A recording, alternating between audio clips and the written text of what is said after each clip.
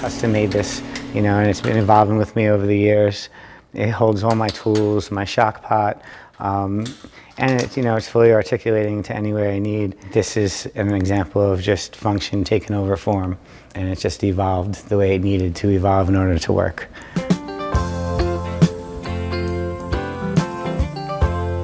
I've always been an obsessive compulsive creator, obsessed with making things. I use those techniques to bring myself into other fields. Glass blowing was one of them. Hi, my name is Joe Pecoraro. I'm one of the co-founders of Long Island Glass. I'm a fabricator, a teacher, and inventor.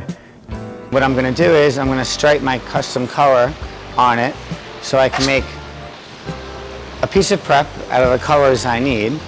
In my late teens, early 20s, I was following the Grateful Dead, a version of the Grateful Dead at the time, and we were at the Gorge in Washington. In between shows, we had a little bit of a road trip from Washington down to Eugene, Oregon. We spent the night in Portland, Oregon, and I woke up in the morning and I was outside and I saw flashes coming from the neighbor's garage. I was just mesmerized. I was 100% mesmerized. I can use a certain flame characteristics to bring the gold to the surface. That affords me the ability to carve into it later and expose the different colors. I spent a couple of years trying to teach myself. I gave away everything I owned. I got an airport shuttle from JFK, ripped everything out of it and made it into a shop. Built my own fuel filtration plant in the back so I could drive cross country for free. And I went straight back to Portland, Oregon and knocked on this guy's door. Eventually, I earned his trust and friendship enough where he allowed me to have a torch in his garage, and I would just obsessively watch him work every day, and he would teach me things, and in trade, I would do production stuff for him. 90% of glass blowing is heating things up comfortably so things don't shock. And I was like, listen, I can carve logos and stuff into your glass. So I use my stenciling techniques to do that. I started doing work for other people and it just snowballed. People all up and down the West Coast wanted my stencils. So I started trading stencils for glass blowing techniques. There's many techniques where you would break something or crack something on purpose just to afford you the ability to get into something or attach something, you know, so it's strategic chaos in some steps. I was doing that for a while and I kind of got homesick. I came back for a friend's wedding. While I was here, I was visiting my friend that owned a head shop. He just kept giving me work and kept ordering things. And so I was like, you know what? I have to get all my tools. So I went and got my tools and came back. You know, it was one of the most amazing decisions of my life. You know, that gentleman became one of my best friends and business partner. And together, we established Long Island Glass. Sometimes just the littlest movements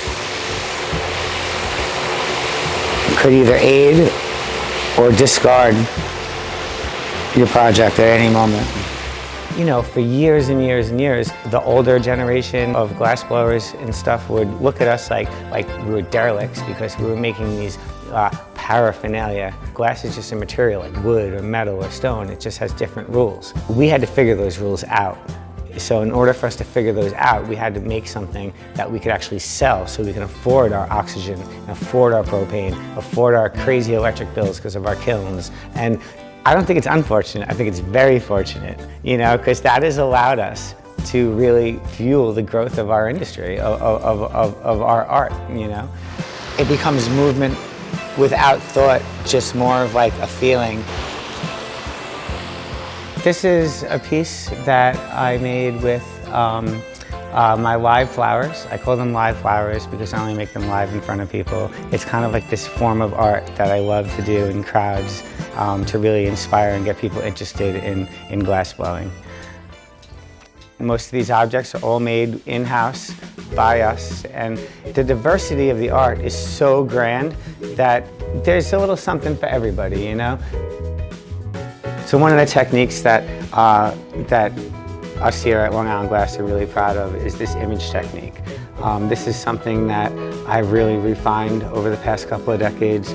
I grew so much as an artist by sharing and allowing people into my space that it was such an invaluable experience. I don't just have kids coming here to learn how to make pipes, all right?